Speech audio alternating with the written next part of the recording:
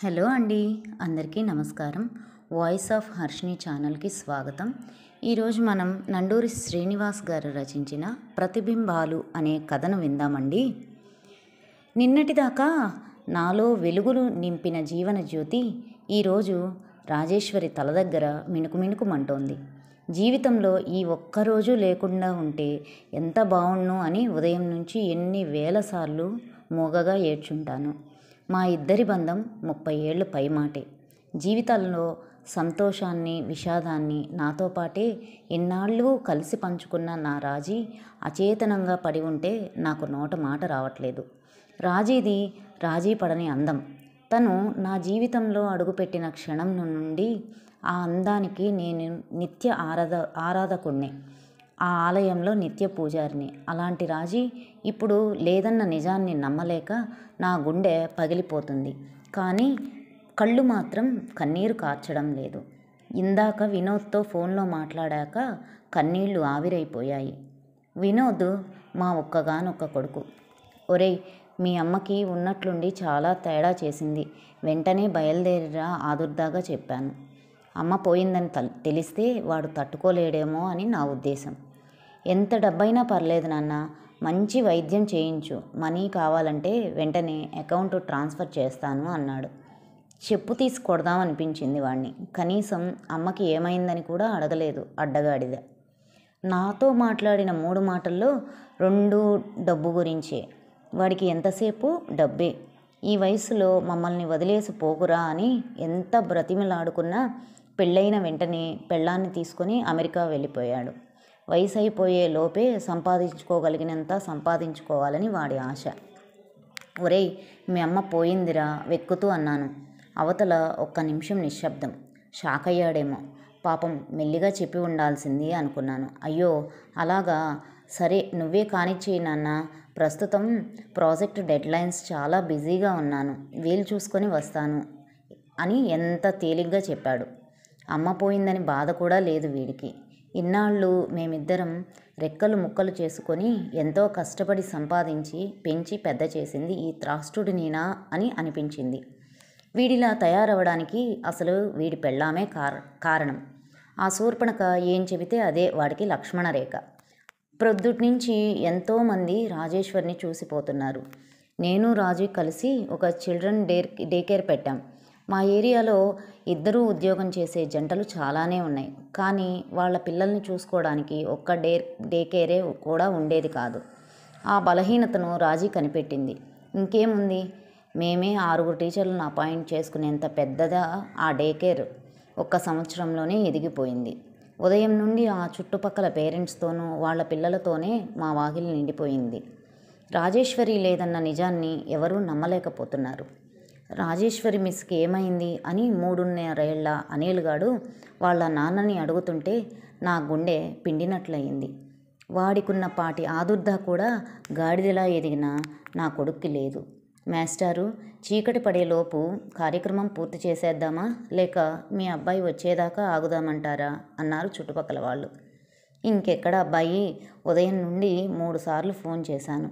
చివరిసారైతే కోడలు ఎత్తి అయ్యో పాపం అత్తయ్య అని కూడా అనలేదు. కన్న కొడుక్కే పట్టకపోతే ఇంకా కోడలెంత? అసలే నా కోడలికి విపరీతమైన అహంకారం. అందం, డబ్బు ఉన్న చాలామంది ఆడవాళ్ళకి వద్దనుకున్నా ఉండే మూడోది. వినోద్కి పెళ్ళై పిల్లాడు పుట్టాక మనవణ్ణి చూపించమని ఎన్నోసార్లు ఫోన్ చేసేది, ఉత్తరాలు రాసేది. విసుగెత్తి చివరకు నేను చస్తే తప్ప మీడు నన్ను చూడటానికి కూడా రాడేమోనండి అనేది. ఇప్పుడు అది కూడా భ్రమే అని తెలిస్తే ఆ ఆత్మ ఎంత క్షోభిస్తుందో. పుత్రుడు పుడితే పున్నామ నరకం నుంచి తప్పిస్తాడంటారు. ఆ పున్నామ నరకం ఎక్కడుందో తెలియదు, కానీ వీడు బ్రతికుండగానే చూపించేశాడు. ఇలాంటి విధవ చేత తలకొరివి పెట్టిస్తే రాజేశ్వరి ఎంత క్షోభిస్తుందో. ఇంకా రాజీని చివరిసారిగా నేనే సాగనంపాను. నా కళ్ళల్లో పెట్టుకుని పదిలంగా చూసుకున్న ఆ రూపాన్ని మృత్యువు ఒక్క క్రీగంట చూపుతో సొంతం చేసుకుంది. అగ్నిదేవుడి పొడవాటి నాలుకలు చాచి నిర్దాక్షిణ్యంగా రాజీని కబళించాడు. ఇన్నాళ్ళు పంచప్రాణాలు ఎత్తుగా చూసుకున్న నా అర్ధాంగిని పంచభూతాలు తమలో కలిపేసుకున్నాయి. వచ్చిన వాళ్ళు ఒక్కొక్కళ్ళే వెళ్ళిపోతున్నారు. నాకు మాత్రం వెళ్ళాలనిపించడం లేదు. నా రాజీ సాన్నిహిత్యంలో నేను గడిపే ఆఖరి రోజు అదే. నిన్నటికి ఈ రోజుకి ఎంత మార్పు!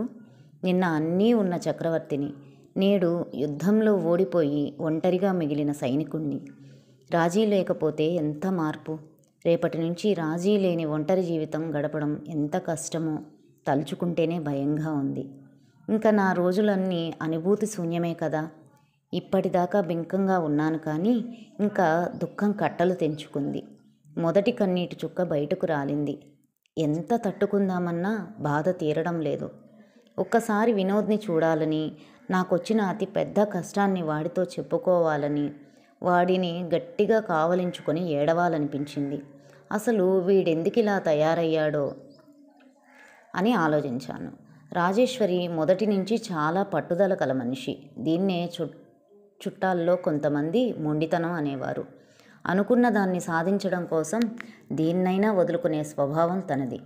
మాదొక మధ్యతరగతి కుటుంబం.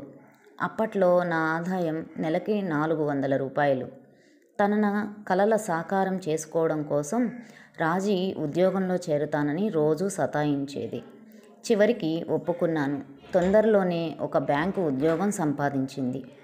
వినోద్ని ప్రసవించాక 3 నెలల్లో తన పుట్టింటికి నుండి తిరిగి వచ్చింది. తీరా చూస్తే బిడ్డను తీసుకురాలేదు. వాళ్ళ అమ్మ దగ్గరే వదిలేసి వచ్చింది. మా ఇద్దరికీ పెళ్ళయ్యాక ఆ రోజే మొదటిసారిగా పెద్ద యుద్ధం అయ్యింది. రోజు ఉద్యోగానికి వెళ్తూ బాబును చూడడం కష్టం కదా అని అలా చేసిందట. పిల్లల కోసం ఉద్యోగం మానేయొచ్చు కదా అని నా వాదన. ఇద్దరం రెక్కలు ముక్కలు చేసుకొని సంపాదించేది పిల్లల కోసమేగా అని తేల్చింది. నాకేం చెప్పాలో తెలియలేదు. చివరకు నేనే తగ్గాను. రాజీకి కోపం వచ్చిందంటే అది గ్రీష్మతాపమే. కోపం వచ్చినప్పుడు ఆ రోజు రాత్రంతా ఇక నాతో మాట్లాడేది కాదు. అన్నం మానేసి ఒక మూల కూర్చునేది. చివరకు నేనే తగ్గాల్సి వచ్చేది. పక్కింటి రవిచంద్రన్ తన 3 ఏళ్ల పాపతో ఇసుక దిబ్బల మీద ఆడుకోవడం చూసినప్పుడల్లా నాకు చాలా అపురూపంగా అనిపించేది. గంటల తరబడి అదే దృశ్యాన్ని మా కిటికీలో నుంచి దొంగచాటుగా ఎన్నాళ్ళు చూస్తుంటాను. నేనేదో గొప్ప పెన్నిది కోల్పోతున్నాననే భావన అనుక్షణం నన్ను వెంటాడేది.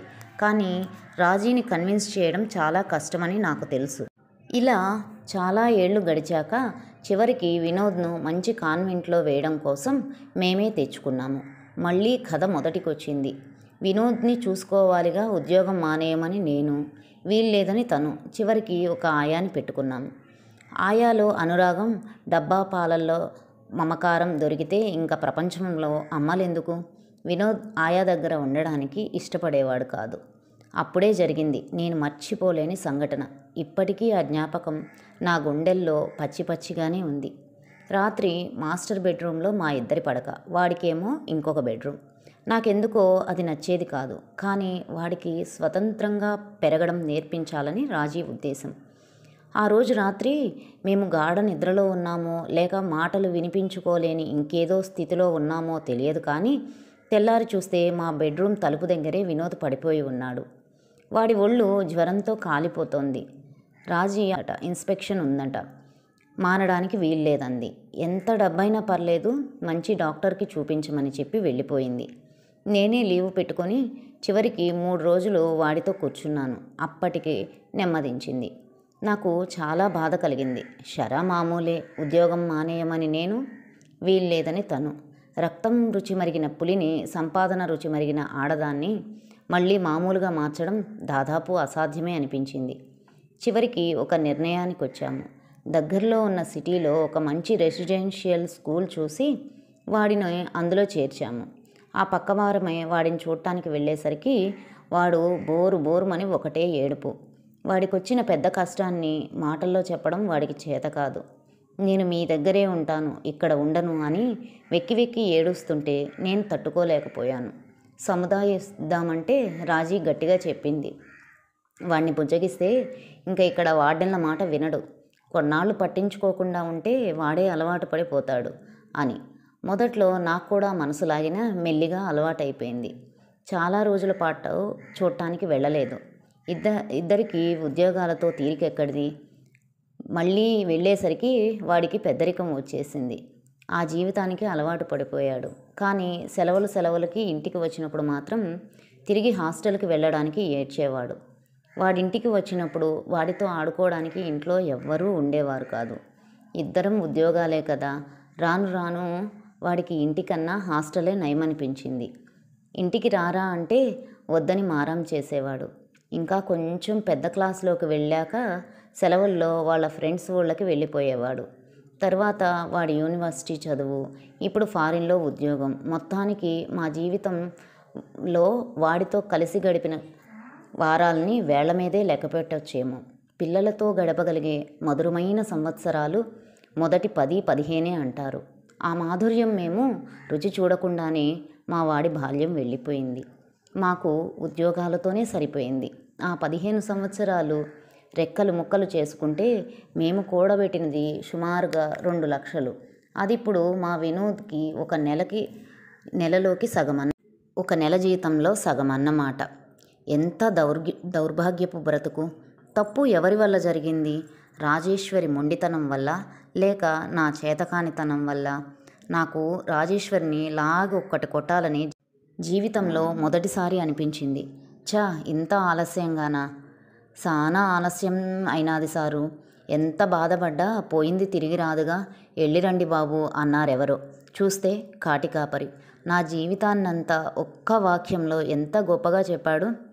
చెయ్యాలి, ఏదో ఒకటి చెయ్యాలి, లేకపోతే నా అంతరాత్మ నన్ను బ్రతకనిచ్చేలా లేదు. పోనీ నేను కూడా ఫారిన్ వెళ్ళిపోయి నా కొడుకుతో కోల్పోయిన రోజుల్ని కనీసం నా మనవళ్లతో అయినా అనుభవిస్తే అస్సలు బాగుండదు. ఇన్నాళ్ళు లేని మమకారం ఇప్పుడు పుట్టుకొచ్చిందా అని జనాలు అడగరు. ఏదో ఒకటి చేసేయాలి, నా పాపాన్ని కొంచెమైనా కడుక్కోవాలి అని అనుకున్నాను. ఇంటికి రాగానే ఎదురుగా కనిపించింది చిల్డ్రన్ డే కేర్ బోర్డు. ఆ బోర్డు విరక్కొట్టి అవతల పడేశాను. గోడల మీద పేర్లన్నీ చెరిపేశాను. ఇంకొంతమంది తల్లిదండ్రుల్ని మాలాంటి వాళ్ళలా తయారు చేసే ఫ్యాక్టరీ మూసేశాను. అదొక్కటే ప్రస్తుతానికి నేను చేయగలిగింది. కథ సమాప్తం. ఈ కథ మీకు నచ్చినట్లయితే లైక్ చేయండి, షేర్ చేయండి, సబ్స్క్రైబ్ చేసుకొని నన్ను ఎంకరేజ్ చేయండి. ఉంటానండి.